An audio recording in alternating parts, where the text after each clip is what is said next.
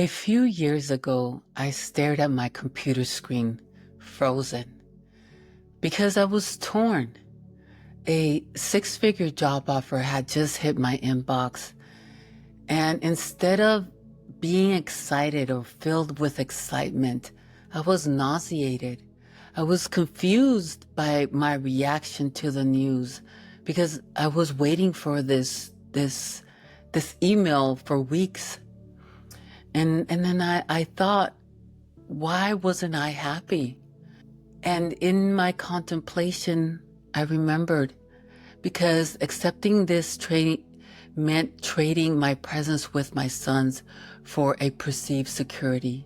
I had already spent a month experiencing what I truly valued, freedom and presence with my children.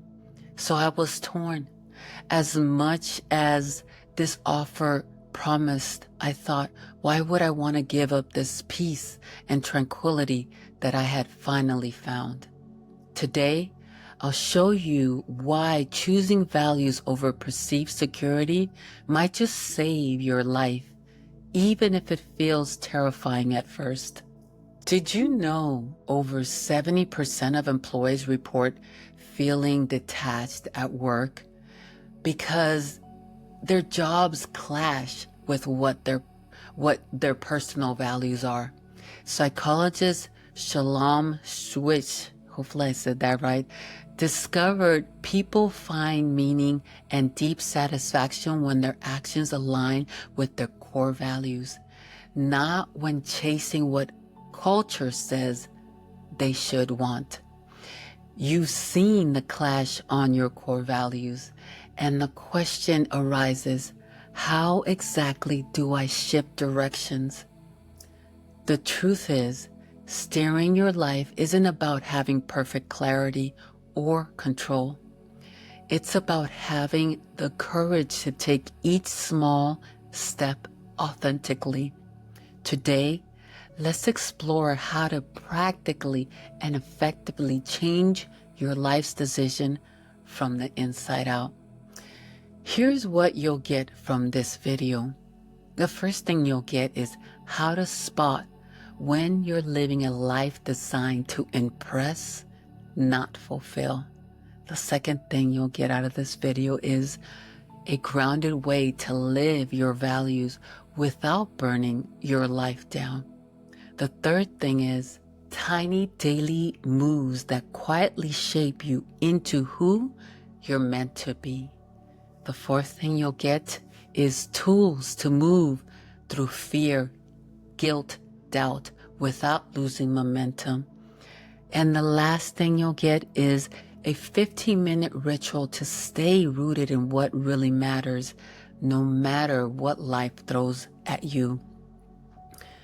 Living out of sync with your values is like driving with one foot in the gas and the other on the brake. You use energy, but you don't move towards your fulfillment. Clarity doesn't start with knowing what you want. It starts with being honest about what you no longer care to chase, what you're done pretending to love, what you're done trying to make fit. Think of it like wearing a jacket that used to be your favorite, but now it doesn't fit your body or your story. You're now a person with different taste. At some point, keeping it just keeps you stuck in the old season of your life. Let's pause for a second. This part really matters. Let me give you a reflective question that you can ask yourself. What's something you'd use to chase, a goal, a role, a version of yourself that no longer belongs to you? Write it down or share it in the comments. Give it a language. Set it free. That's how we start steering. Once you know what matters to you, or at least what no longer does, the next challenge becomes living that truth in everyday decisions. Awakening to your truth doesn't automatically change your life. It just changes what you can't no longer ignore. What changes your life are choices you make after you know better. Let me give you an example. There was a moment when I had the chance to return to my old life.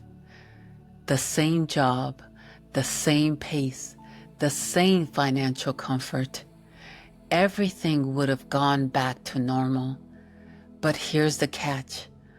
I would have had to trade my time again for work I no longer believed in. Sure, my sons were not able to have the most expensive things they desired. I had to budget more and go without the things that I wanted. But I knew that what I valued and the things that I was giving up were the would like to have.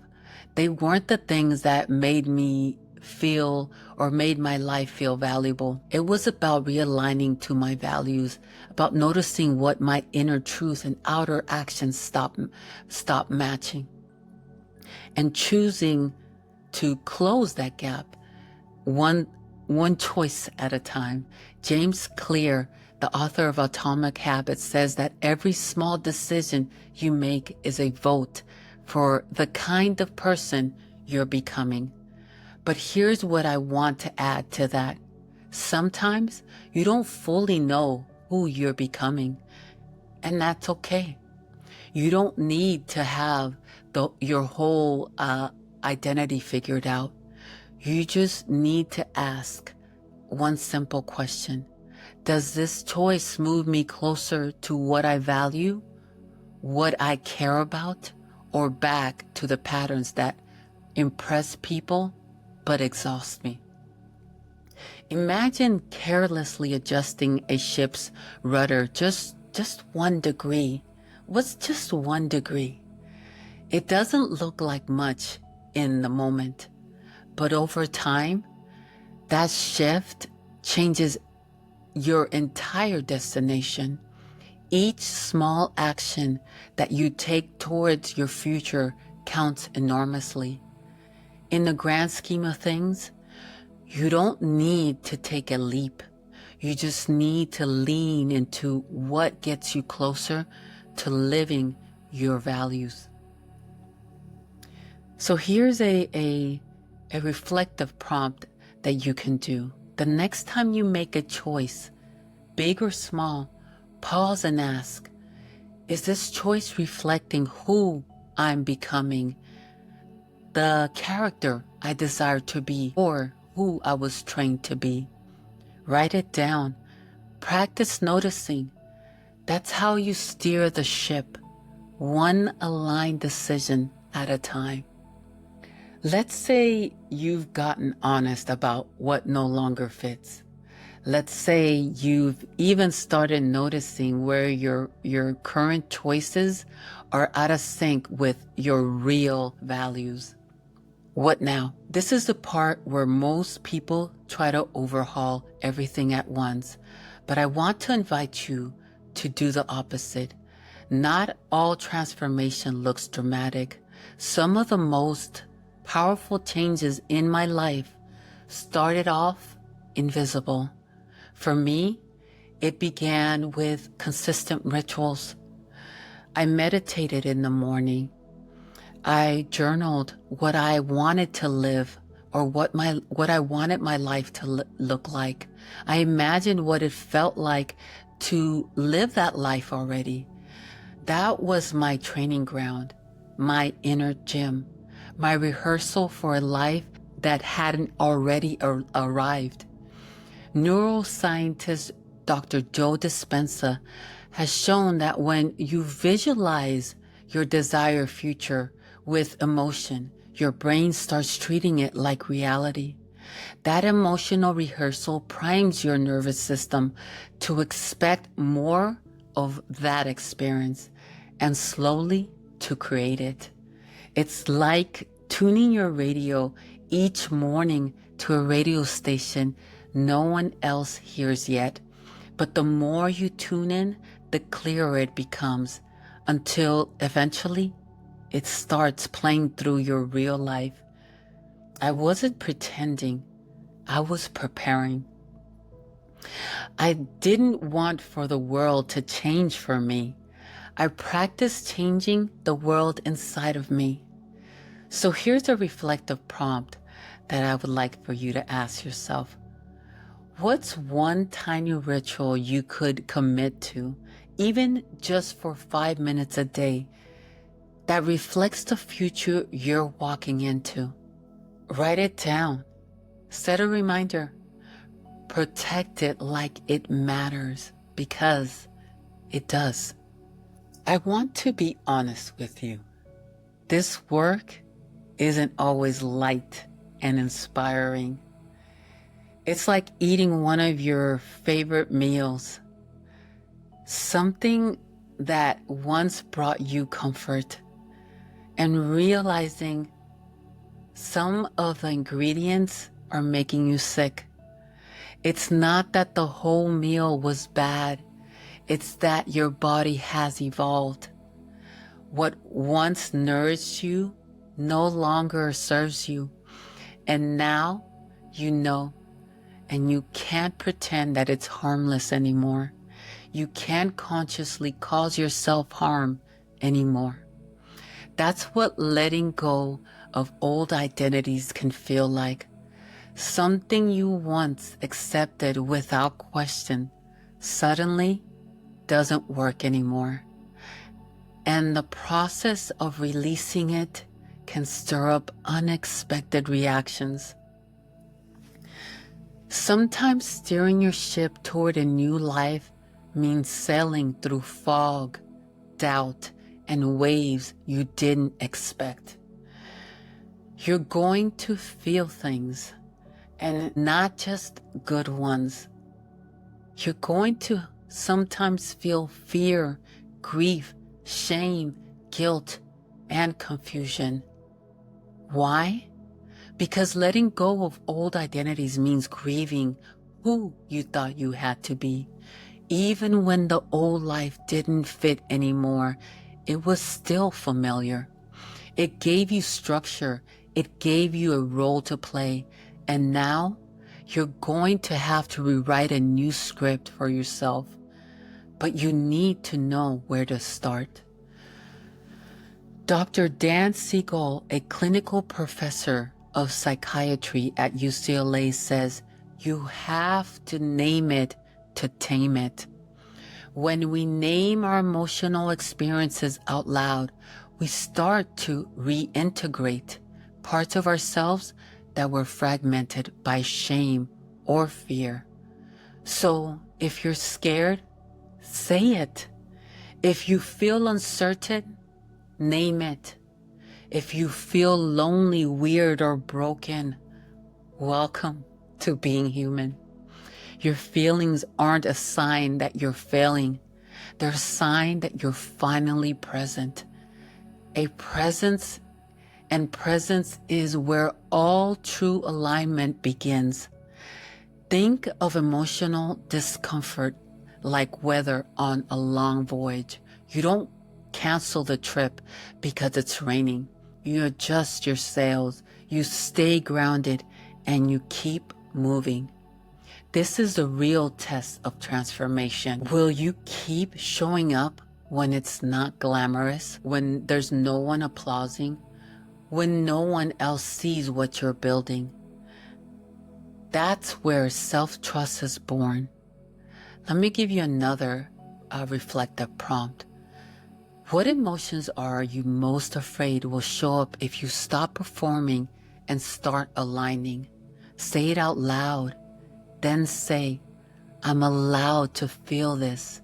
It's part of the process and it doesn't have to define me. You've got the tools. You're learning the waters. And even when the weather changes, you can stay your course. Let's talk about sustainability, because transformation isn't just about breakthroughs. It's about what you return to on ordinary days. Big moments might wake you up, but it's the small, consistent systems you build that keep you awake. That realization, the moment you see you've been living out of alignment with your values, that's just the initial spark. The real change comes from reinforcing that awareness every single day. There's a Zen proverb that says, before enlightenment, chop wood, carry water. After enlightenment, chop wood, carry water. So what does this mean? This means that even after awakening to your truth, you still have to engage with daily tasks of life. The difference is how you do them and why. So how do we live your new commitments? Not just in theory, but in practice? Let's get practical for this part. You don't need a flawless morning routine or a perfect productivity plan. What you need is a personal system, something that grounds you to who you are becoming, even on the days you feel like you're slipping back. And when that system is built with love and intention, it starts to feel like a compass, one you don't have to borrow from anyone else. But if you're still learning what works for you, you can borrow mine while you get to know yourself better. Let it be the starter kit while you find what really works for you and what really brings you back to your authentic self and aligns you back to your values. Here's what I do to propel my life forward. I meditate and visualize the life that I want. I feel it as if it's already there. If meditation is not for you and you've tried it, skip it. Go to the next ritual. Write 5 simple actions that move you towards what you value. It could be anything from eating a salad today or canceling that subscription that doesn't support my goals anymore. Or it could be anything, or it could be messaging a friend that you've been thinking about. The next thing I do is I do a gratitude check-in. So I write a few things I'm grateful for, not because life is perfect, but because presence grows where attention goes. The next thing I do is I write affirmations that lift my energy, reinforce my vision, and center me in who I'm becoming. I also ask 3 questions. These questions are, what does my heart want today? It could be anything from a hug to a good laugh. I love watching dog and cat videos. It's my favorite. That's my go-to when I want to laugh. The next question is, what does my mind want today? It could be from finishing an assignment to binge watching a 12-episode series. The next question is, how do I want to feel today? You are speaking this declaration into your life. You start seeing that you have more power and control over your life than you think. Be specific with what you want to feel today. This isn't about vague wishes. It's about steering with intention. That's my system. It's simple, personal, and adaptable. And it doesn't take any longer than 15 minutes. According to behavioral scientist J.B. Fogg, founder of Behavioral Design Lab at Stanford, long-term changes stick best when it starts small and feels meaningful. Tiny, consistent behaviors anchor identity better than massive one-time efforts. So let me give you this prompt that you can ask yourself. What's one daily or weekly ritual you can create that reminds you of who you are and who you're no longer pretending to be? Your system doesn't have to be impressive. It just has to be yours, or at least yours for now, until you create something even more aligned than what I do. And once you do, you start to feel in tune with your world. Let's get one thing clear. Choosing for yourself doesn't always feel bold or glamorous. It often feels confusing, awkward, even scary at first, especially when your whole life has been a series of performances, doing what's expected, fitting into roles, or keeping the peace. So when you finally ask, what do I want? Don't be surprised if there's silence at first. That silence isn't emptiness, it's space. Space for your truth to arise. And here's what choosing for yourself might actually look like. In the real world, it might look like honoring your truth in the moment. Let's say you've been invited to something, a job, a conversation, or even a lunch, and your stomach tightens. In the past, you'd override it, you'd smile, you'd say yes, you go along. But now you pause, you ask, does this feel like in alignment with what I value? Or performance to fit in, to not seem out of place? That pause, that tiny check-in is a choice. It's powerful. Neuroscientist Antonio Damasio's work shows that our emotions are not separate from our decisions. They're our foundation. Learning to listen to your body, your feelings, is part of reclaiming authorship of your life. The second thing is setting boundaries with confidence.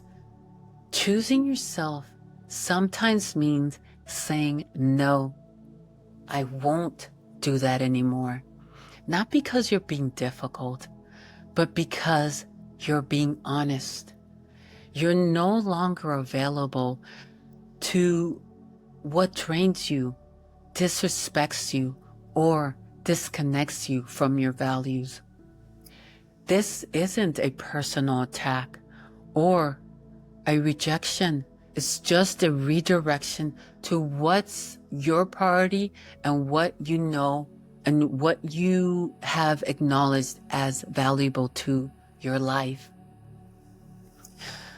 It's like upgrading your GPS from going where others tell you to go to following your own coordinates. Saying no without over-explaining is the next thing you'll do. When you choose yourself, you'll often feel the urge to justify it, to give a reason, to soften the blow. But self-trust means knowing your no is enough. If you've ever felt like you needed to give a PowerPoint presentation to decline an invitation, you are not alone. You have no idea how many times I've over-explained my decisions to someone that doesn't care about the explanation. They just wanted to hear me say yes. But remember this, silence can be sovereignty. Every time you say no clearly, you're saying yes to something deeper, yourself. The next thing is you're gonna take risk aligned with authentic desires. I moved to another country without knowing anyone, not because I had it all figured out, but because I trusted the voice inside me and didn't listen to the voice outside of me. It wasn't reckless. It was recalibration. Psychologist Abraham Maslow says, you will either step forward into growth or you will step back into safety. Your life won't always give you guarantees, but it will give you chances to show yourself that you're trustworthy. The next thing is that you're going to be celebrating small actions of self-trust. Every time you follow your gut, honor your need, or say the honest thing, that's a win. Not every choice has to be dramatic to be meaningful. If you made your bed today instead of spiraling, if you emailed that person you were afraid to disappoint, if you chose the salad over the burger, celebrate it, because that's what momentum is made of. Now, imagine wearing someone else's prescription glasses your whole life. They tell you this is what success looks like. This is what love looks like. This is what it should be. This is what life is supposed to look like. And you wear those glasses because you don't know that you have a choice. But something always feels off. You're squinting through someone else's focus. Then one day, you take them off, and at first, the world feels blurry, unfamiliar, a little disorientating. But as you adjust your eyes, you realize your vision wasn't the problem. The lens just wasn't yours. Choosing yourself means trusting your own sight, even when it's still coming into focus. It means giving up the illusion of clarity in exchange for truth, your truth. That's what it means to choose yourself. Let me give you another reflective question. What's one recent moment when you caught yourself reaching for someone else's lens, but decided to trust your own focus instead? Name it, celebrate it, and then ask yourself, what's the next small step that aligns with my vision? What I value most. So let's land this gently as we come to a close in this video. You've seen your truth. You've asked your questions. You've taken the brave, shaky first step. Now it's time to anchor what you've uncovered, not with a grand plan, but with a simple declaration. So close your eyes for a moment, focus on your heart, and feel these words. I choose the life that aligns with who I'm becoming. I trust this version of me to lead. You don't need perfect clarity.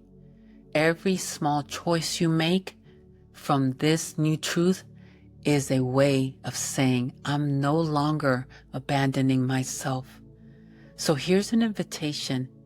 Take a sticky note or a journal or your bathroom mirror and write one word that names your next chapter. It maybe could be freedom, or it could be rise, or it could be truth, or trust, or love, or success, or reclaim. This isn't just a word. It's a compass. Let it guide you. Let it ground you. And when you forget, come back to it. This moment, this truth, this choice, you know how to steer now.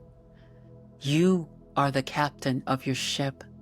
You just have to commit to yourself to keep moving forward.